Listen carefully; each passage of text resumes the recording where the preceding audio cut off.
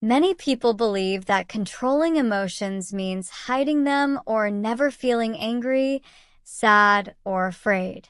But this is not true. Learning to control your emotions does not mean becoming cold or emotionless. It means understanding what you feel, why you feel it, and how to respond in a healthy way. In a busy and stressful world, emotional control is not a special skill. It is a necessary one. From a young age, we are often taught what to do, how to behave, and how to succeed. But we are rarely taught how to deal with our emotions. When we feel angry, people may tell us to calm down. When we feel sad, they may say, "Don't think about it."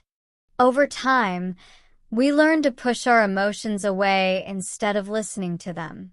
This habit may seem helpful at first, but it often causes more problems later in life. Emotions are not our enemies. They are signals. Anger can show us that something feels unfair. Sadness can tell us that we have lost something important. Fear can warn us about danger. Even jealousy and frustration have messages. The problem begins when we let these emotions control our actions without thinking. When emotions take control, we may say things we regret, make poor decisions, or hurt people we care about. Learning to control emotions starts with awareness. You cannot control something you do not notice. Many people react automatically to their feelings. When they feel angry, they shout. When they feel stressed, they escape into their phone. When they feel lonely, they isolate themselves even more. These reactions happen so fast that there is no space to think. Awareness means slowing down enough to name what you feel. Instead of saying, "I am fine," you ask yourself, "What am I really feeling right now?" Maybe you are not just angry, but also tired. Maybe you are not lazy, but afraid of failing. When you name your emotion clearly, it loses some of its power. You are no longer inside the emotion. You are looking at it. Another important part of emotional control is accepting emotions without judging them. Many people feel ashamed of their feelings. They think being sad is weak, being angry is bad, or being anxious means something is wrong with them. Because of this, they try to fight their emotions. But fighting emotions usually makes them stronger. Acceptance does not mean you like the emotion or agree with it. It simply means you allow it to exist. You say to yourself, "I feel angry right now, and that is okay." This small change in attitude can bring a lot of relief. When emotions are accepted, they often pass more quickly. When they are resisted, they stay longer.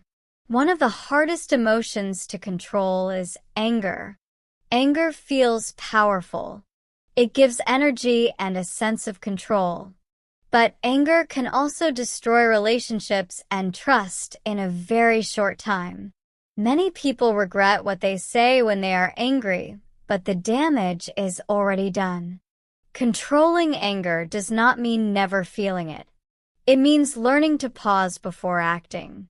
That pause can be just a few seconds. In those seconds, you take a breath, relax your body, and remind yourself that emotions rise and fall like waves. You do not have to ride every wave. Sometimes the strongest action is doing nothing for a moment. Sadness is another emotion people struggle with. In many cultures, sadness is seen as something to avoid. People are encouraged to be positive all the time. But sadness is a natural part of life. It connects us to meaning, love, and loss. When sadness is ignored, it can turn into emptiness or depression. Learning to control sadness means allowing yourself to feel it without letting it define you. You can say, "I feel sad today, but this is not all of who I am. You can still take care of yourself, talk to someone, and continue your life slowly.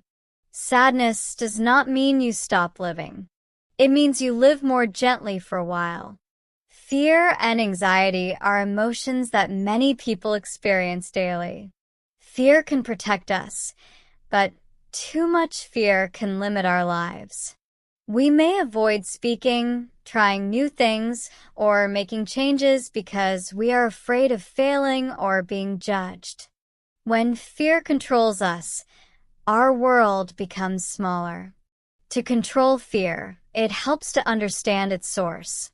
Ask yourself, what am I really afraid of? Often, the fear is not about danger, but about discomfort.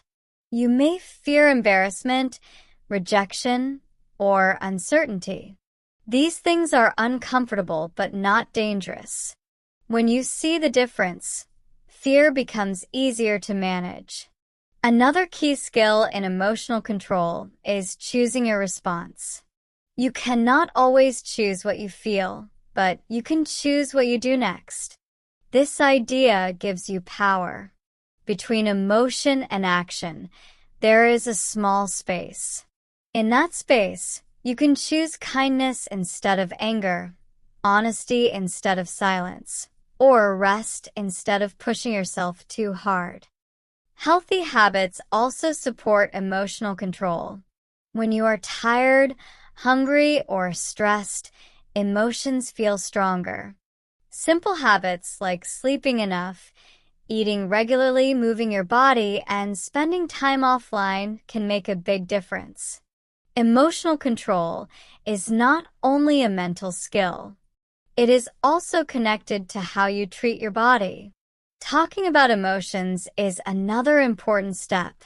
Many people believe they must handle everything alone. But sharing emotions with a trusted person can help you understand them better. When you speak about your feelings, they become clearer. You may even hear yourself say things you did not realize before. This process can be healing. However, emotional control does not mean sharing every emotion with everyone. It means choosing the right time, place, and person. Sometimes, writing in a journal or taking a quiet walk is better than speaking. Different emotions need different kinds of care. Over time, learning to control your emotions changes your relationship with yourself. You become more patient, more understanding, and less reactive. You stop blaming yourself for having feelings and start listening to them instead. This creates inner stability even when life feels uncertain. It is important to remember that emotional control is a practice, not a destination. You will still lose control sometimes. You will still react in ways you regret. This does not mean you failed. It means you are human. Each moment is another chance to learn. In a world full of noise, pressure, and fast reactions, emotional control is a quiet strength. It allows you to live with clarity instead of chaos. It helps you build healthier relationships and make better decisions. Most importantly, it helps you live in peace with your own inner world.